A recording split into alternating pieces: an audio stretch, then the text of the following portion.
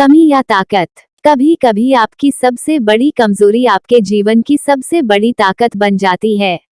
आप सोच रहे होंगे कि मैं क्या कह रहा हूँ, कमजोरी भला ताकत कैसे बन सकती है। चलो इसे थोड़ा आसानी से इस कहानी के जरिए समझते हैं। ये कहानी एक ऐसे 10 साल के छोटे बच्चे की है जो जूडो कराटे सीखने का मन बनाता है। जूडो सीखना कोई बड़ी बात नहीं है, लेकिन इस बच्चे के लिए थी, क्योंकि कुछ महीनों पहले ही इस बेचारे बच्चे ने एक बहुत ही दुर्भाग्यपूर्ण कार एक्सीडेंट में अपना बायां हाथ खो दिया था।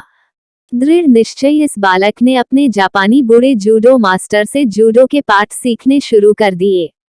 बच्चा मास्टर के सिखाए पाठ को बड़े ही अच्छे से समझता, प्रैक्टिस करता और उनकी कही हर बात का ध्यान रखता, लेकिन फिर भी उसे यह समझ में नहीं आता था कि क्यों पिछले कई महीनों से मास्टर उसे सिर्फ एक मूव ही सिखाए जा रहे थे। एक दिन बच्चे ने अपने मास्टर से पूछ ही लिया, मास्टर क्या आपको नहीं लगता कि मुझे और भी अलग अलग मूव सीखने चाहिए? मास्टर बोला, तुम इस मूव को अच्छे से सीख चुके हो और तुम्हें इसे और भी ज्यादा अच्छे से सीखना चाहिए।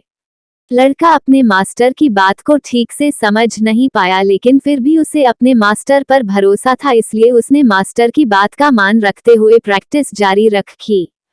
कुछ महीने और बीत गए और एक दिन मास्टर अपने उस छोटे से स्टूडेंट को एक प्रतियोगिता में हिस्सा लेने के लिए ले गया और आश्चर्यजनक रूप से पहली 2 मैचेस वह लड़का बड़ी आसानी से जीत गया। तीसरी मैच बेशक ज्यादा कठिन होने वाली थी, लेकिन तीसरी मैच में उसका प्रतिद्वंदी अपना धीरज खो देता है और ये लड़का अपना वही मूव आजमाता है जिसका उसने कई महीनों से लगातार प्रशिक्षण किया था। लड़का खुद भी अपनी कामयाबी से आश्चर्यचकित रह जाता है। सबको हराने के बाद आखिरकार लड़का फाइनल्स में पहुंच जाता है।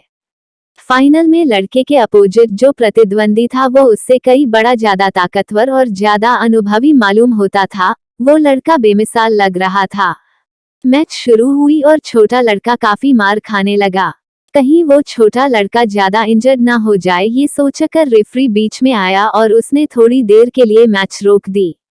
रेफरी शायद पूरी तरह से मैच को खत्म करार दे देता, लेकिन तभी मास्टर ने उसे ऐसा करने से मना किया और बोला कि इस मैच को जारी रखो। मैच फिर से शुरू हुई। कुछ देर बाद प्रतिद्वंदी ने एक गलती की और उस छोटे लड़के ने उसी गलती का फायदा उठाते हुए अपना वही मूव उस पर इस्तेमाल कर दिया जो वह अब तक करके जीतता आया था। अपने से कई गुना ताकतवर और कदावर प्रतिद्वंदी भी उसके आगे ढेर हो गया। वह छोटा लड़का मैच जीता और प्रतियोगिता भी। वो विनर बना। घर वापस लौटते हुए रास्ते में मास्टर और उस लड़के ने हर मैच के हर मूव का विश्लेषण किया। हिम्मत करके उस लड़के ने अपने मास्टर से वह सवाल पूछ लिया जो उसके दिमाग में कब से चल रहा था। मास्टर, सिर्फ एक मूव से मैं कैसे इतने सारे मैच और आखिरकार टूर्नामेंट भी जीत गया, कैसे?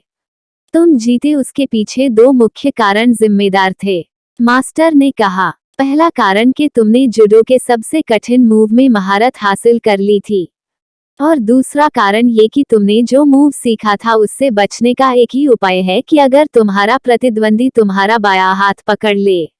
मास्टर ने जानबूझकर अपने शिष्य को इतने महीनों तक ऐसे मूव में महारत हासिल कराई जिसमें उसकी कमी ही उसकी ताकत बन गई। सच्चाई जानने के बाद लड़के की आंखों से आंसू बह निकले और उसकी आंखों में अपने मास्टर के लिए जो सम्मान था वह कई गुना बढ़ गया। कहानी की सीख। छोटे लड़के से हम सीख सकते हैं कि जीवन की कोई भी कमी आपको आगे बढ़ने से नहीं रोक सकती, लेकिन इस बात पहले आपको मानना होगा, फिर दुनिया मानेगी। मास्टर से हम सीख सकते हैं, दृष्टिकोण बड़ा ही महत्वपूर्ण होता है। दुनिया के लिए जो कमियां हैं उसे हम दृष्टिकोण बदलकर ताकत में बदल सकते हैं। दुनिया के लिए जो कचरा है उसे हम मूल्यवान बना सकते हैं। यदि ये कहानी आपको पसंद आई हो तो अपने दोस्तों और अन्य लोगों के साथ शेयर जरूर करिएगा।